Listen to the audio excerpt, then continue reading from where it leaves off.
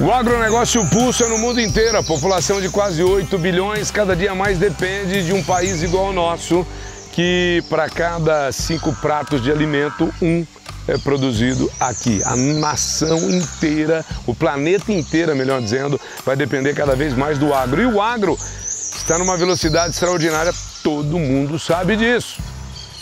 E aí, você começa a falar em velocidade de produção.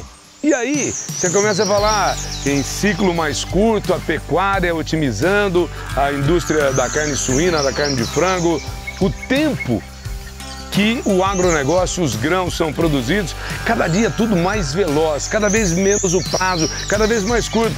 E se a gente falasse para você que tem gente fazendo uma atividade que leva anos para começar a dar resultado, que leva anos para começar a colher o primeiro produto.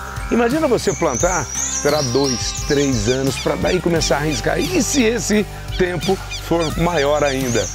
Será que você se encaixa? Tem uns caras que sim. Rafa Marques está para falar para gente sobre a floresta gigantesca e que não é para qualquer um não. O cara tem que ter expertise no negócio, mas tem que ter... É uma doação fazer isso, né? Bastante, bastante. Quanto tempo leva para chegar a começar a produzir isso?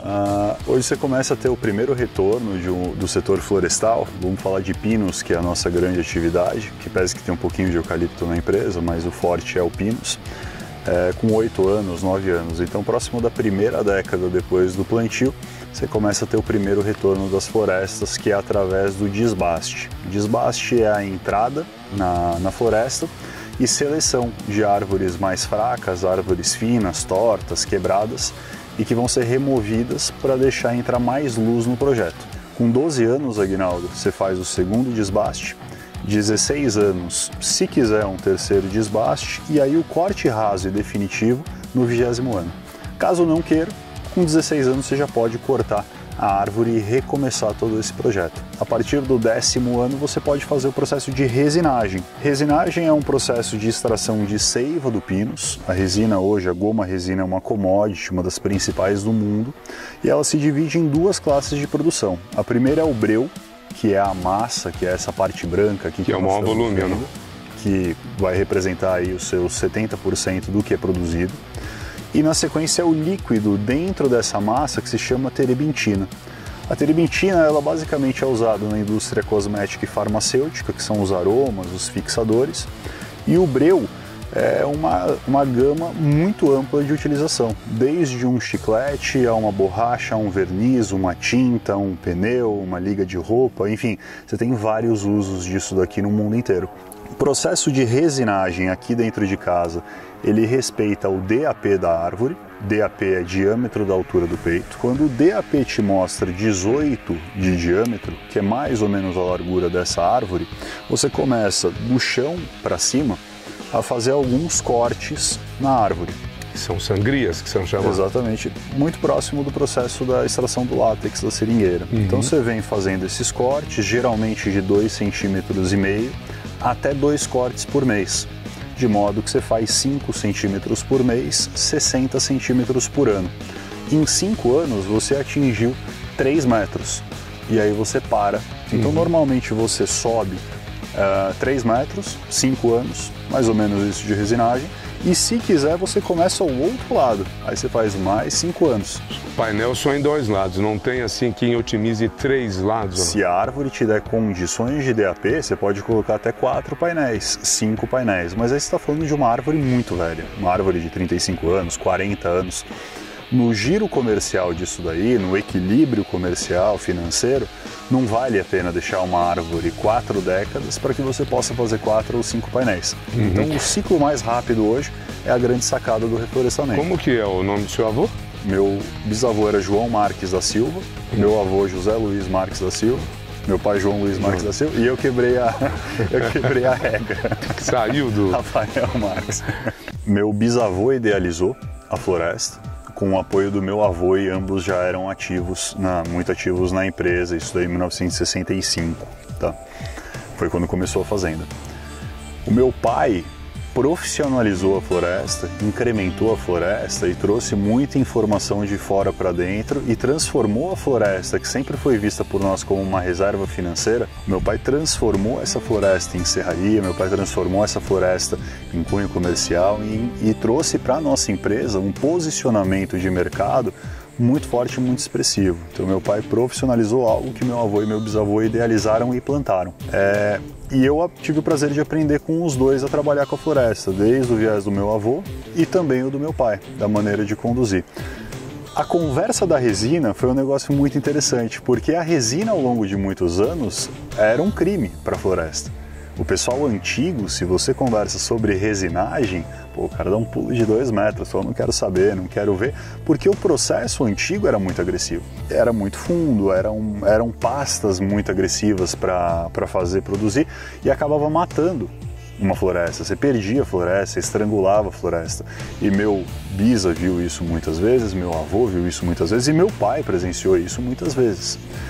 E aí eu acredito que em 2013, 2014, depois de muita conversa, eu lembro que foram conversas difíceis com meu pai e com meu avô, conseguimos fazer o primeiro projeto e o segundo projeto de resinagem, que foram... Muito recente? Muito recente, nas florestas plantadas em 2000 e 2001. Fizemos 2, 3 meses, vimos resultado nisso daí, em parceria com a maior empresa hoje do mundo, que é o nosso grande parceiro na extração da goma resina. E a partir daí, tendo farejado um ótimo negócio, depois de 2, 3 meses nós ampliamos a resinagem para a fazenda toda. Então hoje, 100% das árvores que oferecem um DAP capaz de ser resinados estão sendo resinadas e se transformou numa grande atividade, numa super atividade para nós aqui na João Marques. Conta pra gente, a gente está vendo um esquema que ainda acho que em todo lugar do planeta que se faz, que se colhe a resina, ainda é assim, a maior parte. Sim. Porque tem ainda, nessa linha da evolução, um modelo novo, que a gente já viu em outras árvores mais antigas. Isso. Que modelo é esse? Esse aqui é o sistema tradicional de coleta, então você vem fazendo as estrias, que chamam, né? São os cortes de 2,5 cm, no máximo 2 por mês, então você corta 5 centímetros por mês e essa resina ela vai acabar escorrendo para dentro do saquinho. Junto do saquinho você vai ter um pouco de água, de chuva, o que não é prejuízo nenhum, o breu e a terebintina. Na hora de coletar, manualmente, as equipes entram na floresta, coletam e colocam em tambores de 200, 220 quilos. E aí esses tambores vão ser vendidos, negociados ou estocados. Aqui o breu e a terebintina estão tudo numa massa só. Tudo misturado. E aí é lá na indústria que é separado. É isso aí. Vamos dizer que eu consiga tirar, quanto que me produz uma árvore dessa, hipoteticamente? Uma árvore bem conduzida, ela vai te produzir de 3,5 kg a 4 kg por ano. Isso daí vai depender um pouco da precipitação do ano e da idade da árvore, mas é uma regra de ouro olhar para 3,5 kg. 3,5 kg. O que desses 3,5 kg é breu e o que é terebintina? Pode considerar que 70% disso seja breu, 15% disso seja terebintina e o restante sejam impurezas. Uma água, uma sujeirinha, um bichinho, alguma coisa que cai dentro do saquinho. Os 15% que eu consegui apurar do ano dessa árvore de terebintina vale quanto em comparação ao breu, que produziu 70%? São duas cotações que funcionam como se fosse uma bolsa. Então você tem momentos onde o breu está disparado na cotação mundial e a terebintina está desvalorizada, e você tem outros momentos em que a terebintina está supervalorizada e o breu desvalorizado. Você segue geralmente uma métrica de uma oferta muito maior, consequentemente um impacto de preço no breu, e uma oferta menor, consequentemente um impacto de preço na terebintina. Mas são dois consumos, Aguinaldo, muito antagônicos um ao outro e cotações também que não se acompanham. Então você tem até a terceira posição, que é a da goma resina. O que nós vendemos hoje é a goma. Você está vendendo a goma e quem vai processar para... Aí vai vender para o mundo ou o breu ou e esse produto vende em tonelada? O que é? Tonelada. Uma tonelada de terebintina, guardada a proporção e aí a escassez que existe, seria o que para a gente entender? Depende hoje do movimento do mundo em termos de consumo. Uma tonelada de goma resina hoje você negocia na casa de R$9.000. Breu faz o que com o breu? O breu, você vai produzir uma gama gigante aí de produtos, então chiclete, desde o mais básico, borrachas, pneus, liga de roupa, você vai entrar numa linha de verniz, de tinta, enfim, vários usos para a massa da goma resina. E a terebentina?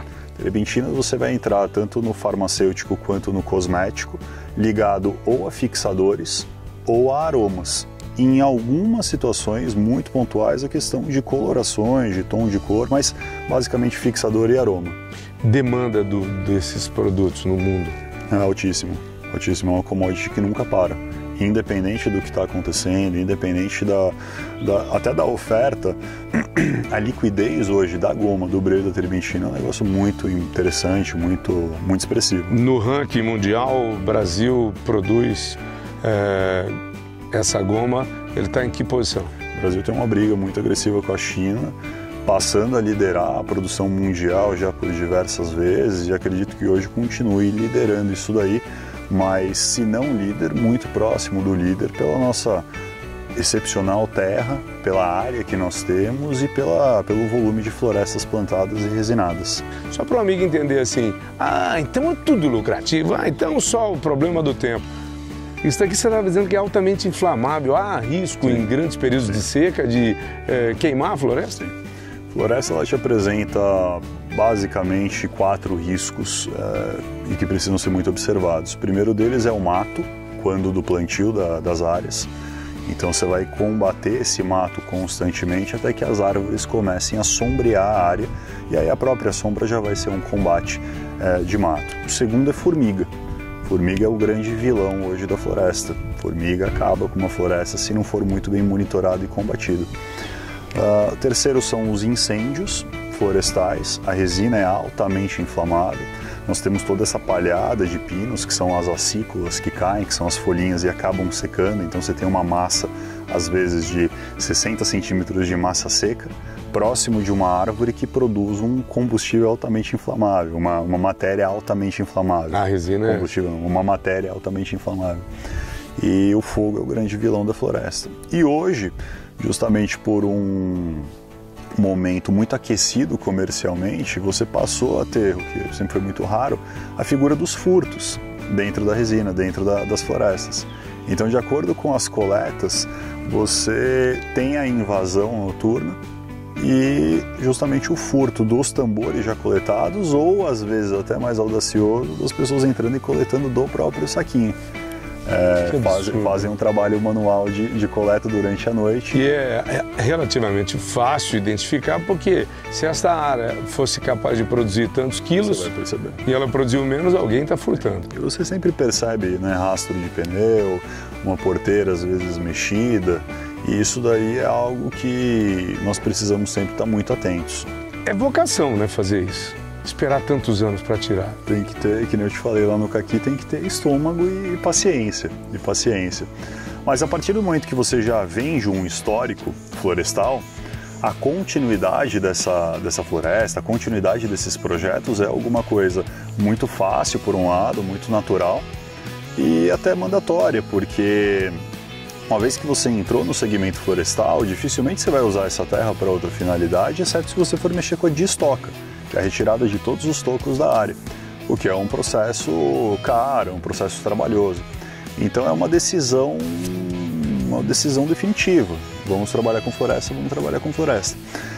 E para nós é interessante, porque os nossos projetos, eles não são de 1 ano, 2 anos. Nossos projetos são sempre olhando 2 décadas adiante. Então hoje, o nosso projeto de renovação, nosso projeto até de provisão orçamentária, de composição, de movimentação produtiva dentro da fazenda, ele vai bater lá em 2038, 2040, 2042. E para nós sempre foi assim, é muito comum olhar 2 décadas adiante e ver aonde que vai estar a empresa em termos produtivos, financeiros, em termos de operação, daqui 20 anos. Isso daí para nós é muito comum. Essa árvore, mesmo tendo sido explorada, a madeira dela continua com qualidade em comparação a outras que não?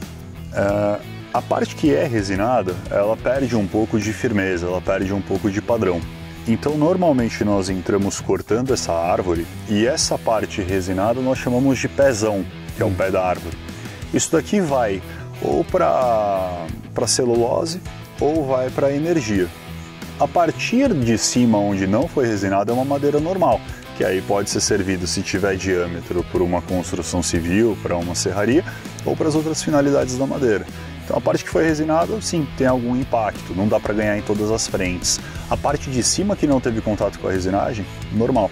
Você continua o ciclo padrão aí de um corte florestal. Eu fiquei sabendo, quando eu vim aqui, eu mostrei árvores que o seu avô, seu bisavô havia plantado, que tinha 50 anos ou mais, né?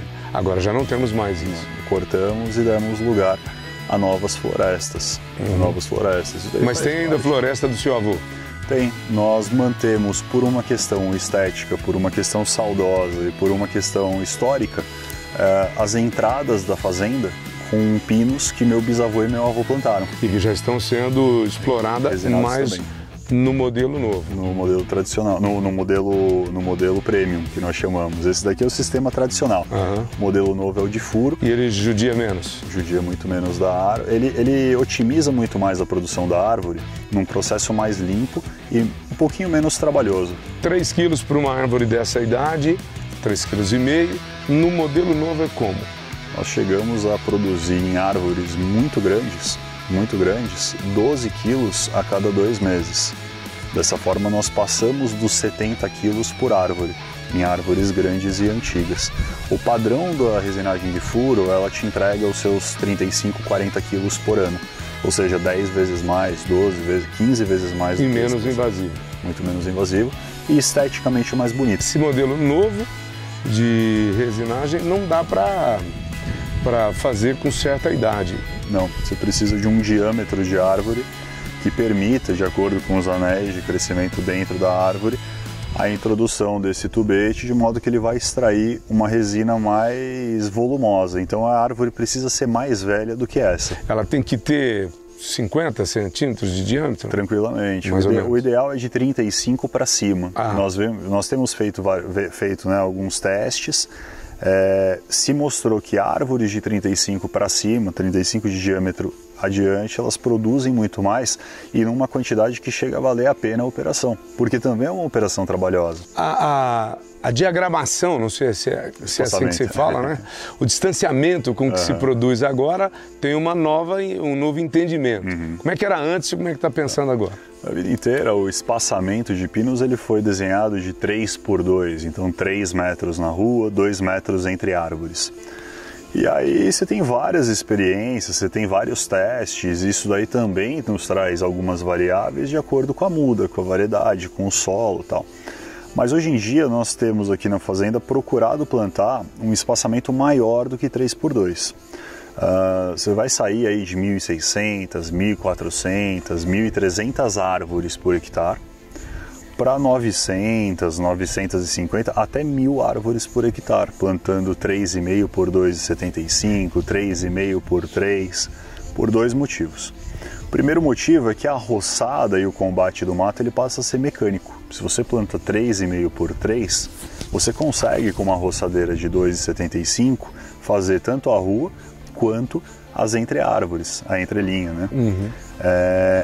E o segundo motivo é que você fomenta o crescimento dessas árvores porque você diminui a competição entre elas. Você vai perder o primeiro desbaste aos 8 anos, só que quando você vier desbastar pela primeira vez, você vai ter uma composição de sortimento de árvores grossas muito maior do que plantando no sistema mais adensado. Você sai de 8 para 12 e aí já tira de fato nesse desbaste um padrão de madeira muito maior. Árvore, né? Muito maior.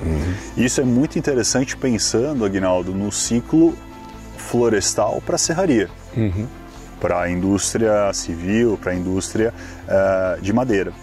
Quando se pensa na resinagem, ainda é interessante ter um pouquinho mais de adensamento de árvore, ainda é interessante ter um pouco mais de concentração de árvore dentro da área para que você tenha mais saquinhos sendo produzidos. Mas isso daí também nós temos, naturalmente, ano após ano, feito alguns estudos, comparações para achar qual que é o padrão ideal, pensando na floresta e pensando na resinagem. Você deve estar pensando assim, é difícil imaginar a gente começar um projeto hoje que daqui a 10, 12 a gente vai começar a usufruir e ainda é um plano para 30, 40 anos. Como eu disse, é um sacerdócio. Olhar uma floresta dessa é magnífica, mas isso não é para todo mundo. A gente dá exemplo. O exemplo quem dá é ele, eu só conto histórias, né? E é bonito o exemplo que ele dá e saber que tem 4 gerações fazendo isso. Mas o que é mais bonito? Saber que já tem 2 pequenininhos que vão continuar os passos desse cara. Você já plantou as árvores deles? Já. Mas plantou com essa consciência, ó, isso daqui vai ser os meninos que vão resinar? Nós temos as fotos, aí, os registros de alguns projetos de pinos já ao longo dos últimos 2 anos que eles participaram do plantio, mas plantando uma muda, 2 mudas, geralmente na cabeceira da quadra. De maneira simbólica, né, registrando. Do mesmo jeito que eu lembro quando criança, eu e meus irmãos plantando algumas árvores, algumas mudas, participando de alguns processos.